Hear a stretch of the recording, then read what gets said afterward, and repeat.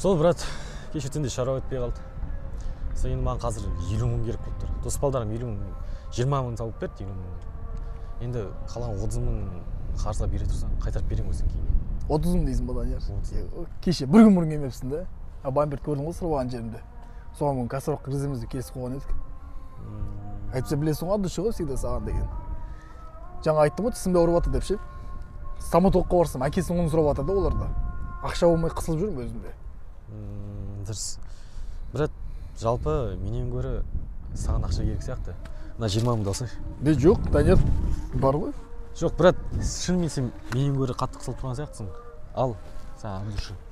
От душы ма? Жақсы, брат. Болды, жақсы. Жақсы, брат. Жақсы.